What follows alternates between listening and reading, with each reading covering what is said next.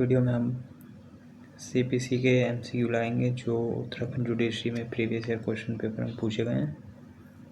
तो वीडियो को स्टार्ट करते हैं क्वेश्चन नंबर 1 से। क्वेश्चन नंबर 1 कहता है, from which date the civil procedure code came into effect. Hindi में बोल सकते हैं सिविल प्रक्रिया संहिता किस तिथि से प्रभावी हुई थी। तो ऑप्शन है आपके 1 जनवरी 1908, 1 अप्रैल 1908, 31 दिसंबर 1908 और 1 जनवरी 1909। दोस्तों इसका आंसर होगा डी, 1 जनवरी 1909 कि सिविल प्रक्रिया संहिता 1908 में बनी थी 15 मार्च 1908 को, लेकिन जो लागू हुई थी वो 1 जनवरी 1909 को हुई थी। आइए बढ़ते हैं अगले क्वेश्चन पे। अगला क्वेश्चन है सिविल प्रक्रिया संहिता में निहित है, यानी कि इसमें सिंपल सा क्वेश्चन पूछा गया है कि इसमें कितने आदेश हैं। What is content in the civil procedure code. तो दोस्तों ऑप्शन है a 50 order, b 51 order, c 52 order और डी 53 ऑर्डर। दोस्तों ये बेसिक जानकारी तो पता ही होगा, इसका ऑप्शन बी है। धाराओं की बात करें तो 158 धाराएं हैं टोटल सीपीसी में, और चैप्टर की बात करें तो जिन्हें पार्ट बोला गया है, पार्ट हमारे पूरे 11 हैं सीपीसी में। चलिए नेक्स्ट क्वेश्चन देखते हैं। In which section decree defined under the code of civil procedure 1908। तो दोस्तों हिंदी में कहें तो सिविल प्रक्रिया संहिता 1908 के अंतर्गत डिक्री को परिभाषित किया गया है। ये डिक्री की धारा पूछ रहा है, तो सबको ही मालूम होगा डिक्री की धारा। डिक्री परिभाषा के क्लॉज में, डेफिनेशन क्लॉज में, और डेफिनेशन क्लॉज सीपीसी में सेक्शन 2 में है, लेकिन सेक्शन 2 में डिक्री कहाँ है। तो दोस्तों डिक्री है 2 सब क्लॉज 2 में, यानी कि धारा 2 में। ये बी आंसर होगा इसका। नेक्स्ट क्वेश्चन है दोस्तों, सिविल प्रक्रिया संहिता 1908 के अंतर्गत विदेशी न्यायालय का अर्थ है, यानी कि what is the meaning of foreign court under the CPC. तो आपके ऑप्शन है ए भारत के बाहर स्थित कोई न्यायालय, ऑप्शन नंबर बी भारत के बाहर स्थित कोई न्यायालय तथा जो भारत सरकार के प्राधिकार के अंतर्गत स्थापित न किया गया हो, और तीसरा उत्तर है भारत में स्थित कोई अन्य न्यायालय जो विदेशी विधि लागू कर रहा हो, या उपरोक्त सभी।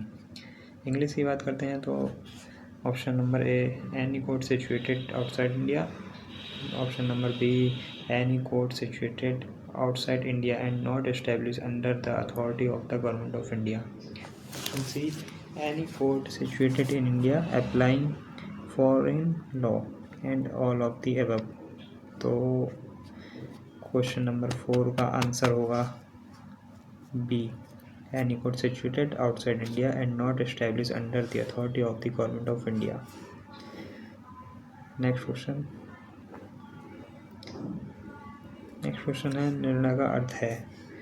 आपके उत्तर हैं, पहला का है आज्ञप्ति का भाग, बा है खा मतलब न्यायाधीशों द्वारा आज्ञप्ति या आदेश के आधारों पर किए गए कथन, और तीसरा है अधिकारों का विनिश्चय, चौथा है या इनमें से कोई नहीं। इंग्लिश की बात करते हैं तो द meaning of decision is option A part of the decree, option B statements made by जजेस on the basis of decree और orders, option number C determination of rights and D neither of the above. तो दोस्तों जब हम निर्णय की बात करेंगे पढ़ने में सीपीसी में, तो हम पाएंगे वहाँ ऑप्शन नंबर इसका बी होगा। इसमें स्टेटमेंट्स मेड बाय जजेस, न्यायाधीशों द्वारा कोई कथन जो बेसिस ऑफ द डिग्रीज और ऑर्डर्स, जो आज्ञप्ति और आदेशों के आधार पर किया गया होगा, इसका आंसर बी होगा। क्वेश्चन नंबर 6 की बात करें तो क्वेश्चन नंबर 6 भी इंडेक्स से ही पूछा गया है।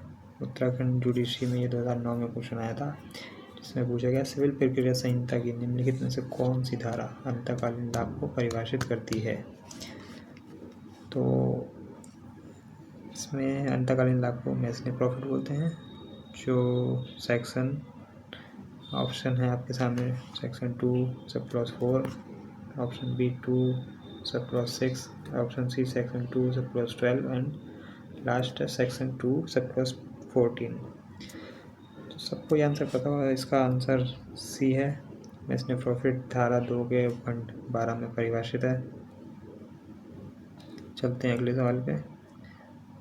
अगला सवाल है निम्नलिखित में से कौन सी जोड़ी सिविल प्रक्रिया संहिता के अनुसार सुमेलित नहीं है।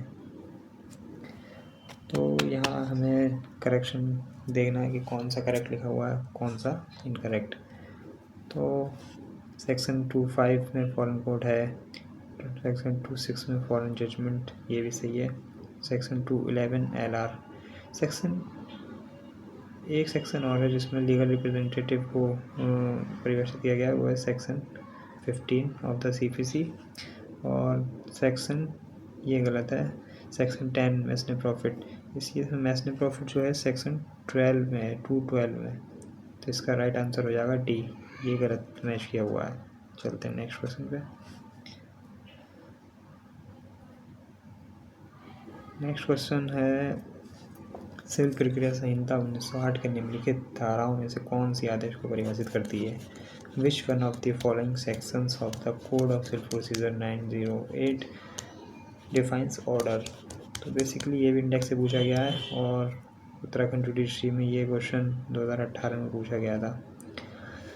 इसका section 2 clause 2, option B section 2 clause 9, option C section 2 clause 14 and option D section 2 clause 10। इसका राइट आंसर होगा सी, सेक्शन 2 क्लॉज 14 में ऑर्डर को परिभाषित किया गया है, बताया गया है कि ऑर्डर क्या है।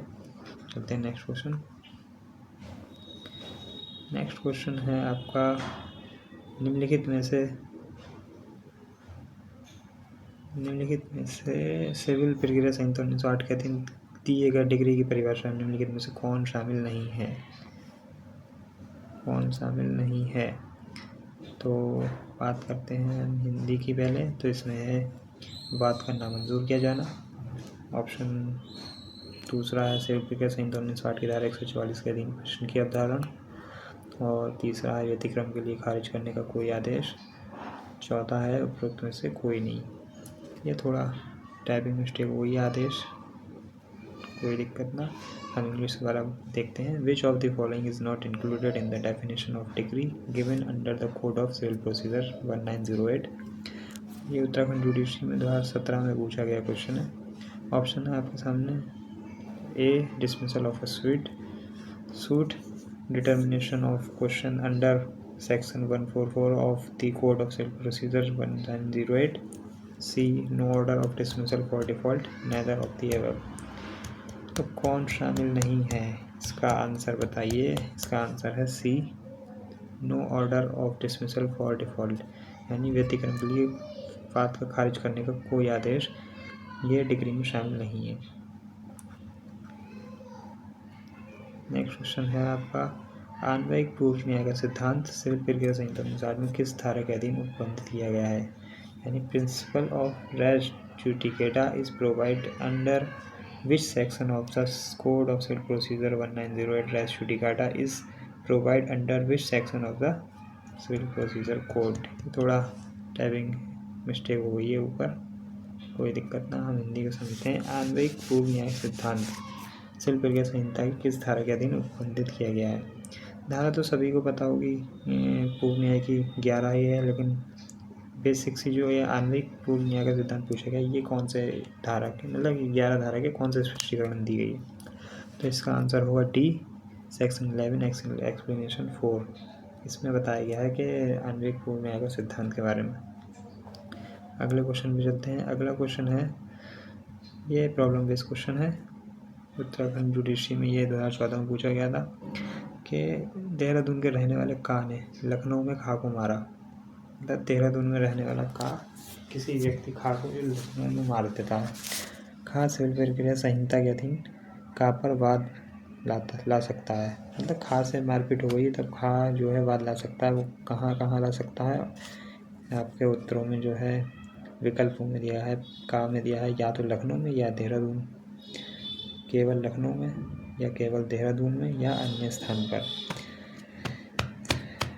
इंग्लिश के देखते हैं तो a resident of Dehradun killed, या मतलब बीट किल्ड नहीं कहेंगे, वो तो मर जाएगा। Beat B in Lucknow can be sued A under the report. तो इसका बेसिकली आंसर होगा ए, या तो लखनऊ में या देहरादून में। व्हाट इज द, इसका है एक संपत्ति पर सदोष कब्जा धारण करने के दौरान प्राप्त लाभ है, यानी कि what is the benefit obtain while holding wrongful possession of a property. 2016 में आया हुआ क्वेश्चन है ये उत्तराखंड में। इसके उत्तर सुन लेते हैं। कहा है आकस्मिक लाभ, कहा है वास्तविक लाभ, मतलब कहा है सशर्त लाभ, और अंतिम है अंतकालीन लाभ। तो what is the benefit obtain while holding wrongfully possession of a property. Incidental benefit, sexual benefit, conditional benefits और नेशनल प्रॉफिट और इंटरिम बेनिफिट। इसका ऑप्शन नंबर डी होगा। ये धारा 2 के क्लॉज 12 में बताया गया है कि अंतकालीन लाभ क्या होता है। अगर किसी संपत्ति पे हम सदोष कब्जा करते हैं, रॉन्गफुली पोजेशन करते हैं, तो उससे कोई भी हमें प्राप्त होता है लाभ, तो वो अंतकालीन लाभ कहलाएगा। अगला क्वेश्चन की तरफ चलते हैं। तो निम्नलिखित में से कौन सा सिविल प्रतियोगितावाद नहीं है। Which of the following is not a suit of civil nature. A पूजा करने के अधिकार से संबंधित वाद, यानी कि disputes relating to right of worship. दूसरा है विशुद्ध रूप से धार्मिक अधिकारों से संबंधित वाद, cases involving purely religious rights. तीसरा है किराए के लिए वाद, यानी suit for rent. And last है वंशानुगत कार्यालय के अधिकारों के लिए वाद, suits for rights to hereditary office. इसका आंसर होगा आपका b, case involving purely religious rights. ये सिविल प्रकृति का वाद नहीं है, बाकी सारे सिविल प्रकृति के वाद हैं। ये नहीं है, बाकी सारे सिविल प्रकृति के वाद हैं। ये क्वेश्चन 2 बार पूछा गया है, उत्तराखंड में 2010 में और यूपी में 2006 में। बात करने के स्थान के संबंध में आक्षेप की अनुमति प्रथम बार के न्यायालय में दी जाएगी। ये किस धारा के तहत हमें पता लगता है, इसकी जानकारी जो है सीपीसी के सेक्शन 21 के क्लॉज ए जो है वो पढ़ने को मिलेगा। इसका आंसर है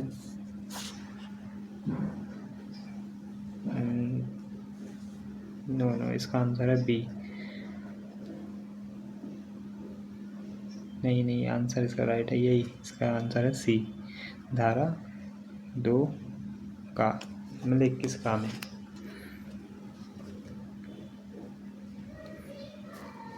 अगला क्वेश्चन है, यदि किसी दायित्व या अधिकार को किसी संविधि द्वारा सृजित किया जाता है तो निम्नलिखित स्थिति में कौन सी स्थिति उत्पन्न हो सकती है।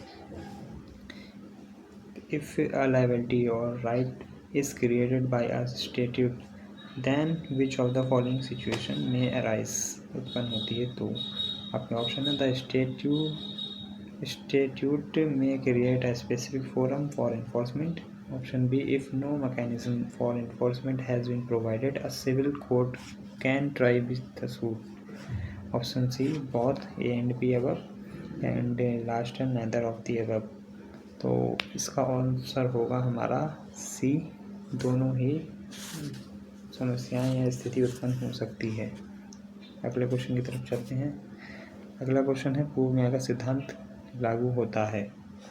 तो पूर्व न्याय का सिद्धांत लागू होता है। Does the principle of equity get apply.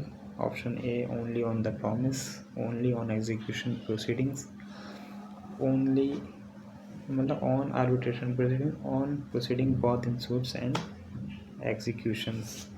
ये उत्तराखंड में 2018 और यूपीएचएस 2014 में पूछा गया क्वेश्चन है। इसका आंसर होगा D, on proceedings both in suit and execution, यानी कि पूर्व न्याय का सिद्धांत वाद पे और निष्पादन की कार्रवाई पे दोनों पे लागू होता है। अगले क्वेश्चन की तरफ बढ़ते हैं। देखते हैं अगला क्वेश्चन है, सिविल प्रक्रिया संहिता 1908 की धारा 15 के अधीन हर बात संचित किया जाएगा, यानी under section 15 of the code of civil procedure every suit shall be institute. Option है आपके जिला न्यायालय में, निम्नतम श्रेणी के न्यायालय में, उच्चतम श्रेणी के न्यायालय में या उपरोक्त सभी। तो इंग्लिश में देखते हैं तो option A in the district court, in the court of the lowest rank, in the court of the highest rank या ऑल ऑफ द अबव।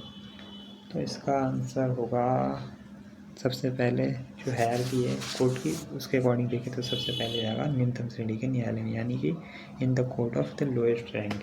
हम डायरेक्ट सुप्रीम कोर्ट नहीं जा सकते, हायरार्की के अकॉर्डिंग ही चलना पड़ेगा, इसलिए इसका आंसर होगा in the court of lowest rank. अगले क्वेश्चन की बात करते हैं तो अगला क्वेश्चन है, निम्नलिखित आदेश में से कौन सा अपील योग्य है? Which of the following orders is appealable, यानी कि अपील के लायक है। ये 2016 में पूछा गया क्वेश्चन है। इसका आंसर है, क्या हो सकता है आंसर, आप लोग बताइए, थोड़ा सोचिए। ऑर्डर अंडर सेक्शन 35 नहीं है, ऑर्डर 35B नहीं है, 36 नहीं है, ऑर्डर 35A। इसका राइट आंसर है बी, जो खर्चों से संबंधित है, अपील के योग्य ऐसा आदेश अपील के योग्य होगा। अगले क्वेश्चन की बात करते हैं तो अगला क्वेश्चन है, माननीय उच्चतम न्यायालय द्वारा निम्नलिखित के मामले में अन्वयिक पूर्व न्याय के सिद्धांत को समझाया गया है। तो बेसिकली ये किस मामले में ये सिद्धांत प्रतिपादित हुआ हम कह सकते हैं कि इसका आंसर जो ऑप्शन दिए गए हैं वो हैं A Dariyao versus state of UP, B state of UP versus Nawab Hussain, C both A and B and D none of the above. इसका राइट आंसर है B state of Uttar Pradesh versus Nawab Hussain. इसमें पूर्व न्याय के सिद्धांत को यानी आणविक पूर्व न्याय के सिद्धांत को समझाया गया है माननीय उच्चतम न्यायालय द्वारा। अगले क्वेश्चन की तरफ बढ़ते हैं। अगला क्वेश्चन है, निम्नलिखित में से कौन सा सिविल प्रकृति का एक वाद है? 2016 में पूछा गया है उत्तराखंड जुडिशरी में ये question. Which of the following is a suit of civil nature. तो ऑप्शन इसके हैं, पहला है केवल गरिमा या सम्मान को कायम रखने के लिए वाद, यानी suit only to maintain dignity और ऑनर। दूसरा है लेखाओं के लिए वाद, यानी सूट फॉर अकाउंट्स। तीसरा है स्पष्ट रूप से वर्जित वाद, यानी expressly barred suit. And last है राजनीतिक प्रश्नों से संबंधित वाद, यानी disputes relating to political questions. इसका राइट आंसर है d disputes relating to political questions. ये एक सिविल नेचर का सूट है, बाकी सब सिविल प्रकृति की बात नहीं है क्योंकि सबके अलग अलग दायरे हैं, लेकिन राजनीतिक सवालों से संबंधित वाद सिविल प्रकृति का वाद कहलाता है। अब बात करते हैं क्वेश्चन नंबर 21 की। क्वेश्चन नंबर 21 बेसिकली कहता है, सिविल प्रक्रिया संहिता के अधीन निम्नलिखित में से कौन सही ढंग से सुमेलित नहीं है। तो ये क्रम दिया गया है, इसमें हमें पहचानने के कौन सा क्रम गलत है। तो धारा 50 में विधिक प्रतिनिधि है, सेक्शन 15 लीगल रिप्रेजेंटेटिव, सेक्शन 77 अनुरोध पत्र सही है, सेक्शन 80 नोटिस भी सही है, सेक्शन 80 नोटिस भी सही है, और सेक्शन 11 रेस सब जुडिस ये गलत है। सेक्शन 11 में है रेस जुडिकाटा, ये रेस सब जुडिस जो है सेक्शन 10 में दिया गया है। अगला क्वेश्चन है, अधिकतम राशि जो एक न्यायालय सिविल प्रक्रिया संहिता 1908 के अधीन मिथ्या या तंग करने वाले दावों या प्रतिरक्षाओं के लिए प्रतीकात्मक खर्चे के समुदाय के लिए आदेश दे सकता है या कर सकता है। तो what is the maximum amount that the court can order for payment of countervailing costs for false action claims under the Civil Procedure Code 98 2015 में पूछा गया क्वेश्चन। इसका ऑप्शन है आपके 1000, 3000, 2000 एंड अनलिमिटेड अमाउंट। तो हमें बेसिकली बताना है कि सिविल प्रक्रिया संहिता के अधीन मिथ्या तंग करने वाले दावों के लिए, जो मतलब झूठे या न्यायालय को परेशान करने वाले दावे जो होते हैं लोगों द्वारा कर दिए जाते हैं उसमें जो भी खर्चा होता है, न्यायालय का समय बर्बाद होता है या पैसा जो भी, उसके संदाय के लिए आदेश दे सकता है। तो इसकी अधिकतम राशि कितनी है? तो इसकी ऑप्शन है बी 3,000 रुपये तक के मामलों पे जो है माननीय न्यायालय आदेश पारित कर सकता है खर्चों के संदाय के बारे में, जो मिथ्या या तंग करने वाले दावे या प्रतिष्ठा से संबंधित हैं। अगले क्वेश्चन की ओर बढ़ते हैं। अगला क्वेश्चन उत्तराखंड में 2 बार पूछा गया है, एक 2009, 2018। निम्नलिखित में से किस लैटिन मैक्सिम पर पूर्व न्याय का सिद्धांत आधारित है? तो आपका ऑप्शन ए, जो दूसरों के माध्यम से कार्य करता है स्वयं के माध्यम से कार्य करता है। दूसरा है जबरन वसूली के लिए कोई कार्रवाई नहीं की जाती है।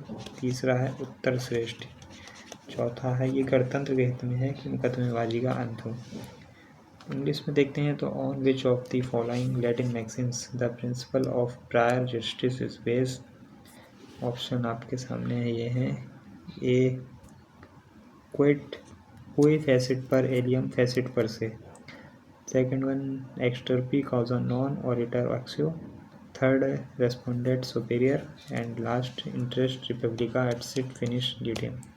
तो पूर्व न्याय का सिद्धांत बेसिकली वाद के जो निरंतर कंटिन्यू वाद लाए जाते हैं उनको भी रोक लगाता है और जो झूठे मुकदमे आ जाती है उनको रोकने के लिए। तो लास्ट में ये एक पब्लिक पॉलिसी पे बेस डॉक्ट्रिन है जो कि इंटरेस्ट रिपब्लिका एट सिट फिनिश ल्यूडियम, ये गणतंत्र के हित में है कि मुकदमेबाजी का अंत हो। ये आंसर इसका राइट है डी। आज की वीडियो का आखिरी क्वेश्चन की बात करते हैं, नहीं सेकंड लास्ट क्वेश्चन की बात करते हैं। तो इसका ये है, सिविल प्रक्रिया संहिता के अनुसार किसी वाद में न्यायालय द्वारा भविष्य में ब्याज किस तरह से दिया जा सकता है? तो according to the code of civil procedure at what rate of future interest can be awarded by the court in a suit. 2017 में पूछा गया ये क्वेश्चन, जिसका आंसर है मतलब जिसके ऑप्शन है 6% per year, option B 9% per year, option C 12% per year and option D 15% per year. इसका राइट आंसर होगा ऑप्शन नंबर ए 6% पर ईयर। ये सीपीसी के सेक्शन 34 में बताया गया है, जिसमें इंटरेस्ट को बताया गया है कि कितना इंटरेस्ट ईयरली दिया जाएगा। इसका आंसर है ऑप्शन नंबर ए। लास्ट क्वेश्चन की बात करते हैं इस वीडियो की, जो उत्तराखंड के 2016 में आया हुआ है। सिविल प्रक्रिया संहिता 1960 के किस प्रावधान के अधीन उच्च न्यायालय किसी विवाद को अंतरित कर सकता है? तो सिविल प्रक्रिया जो है, under which provision of the CPC the high court can transfer any suit. Option है आपके सामने सेक्शन 20 यानी option A, option B section 21, option C section 24 and option D section 26। इसका राइट आंसर होगा ऑप्शन नंबर डी सेक्शन 26। ये transfer की बात करता है 22 से लेके 26 तक, ये सारे इंक्लूड हैं सूट के ट्रांसफ़र से रिलेटेड, जो हाई कोर्ट किसी को भी ट्रांसफ़र करने की पावर रखता है। तो आज की वीडियो में बस इतने ही क्वेश्चन, मिलते हैं अगली वीडियो के साथ। Thank you.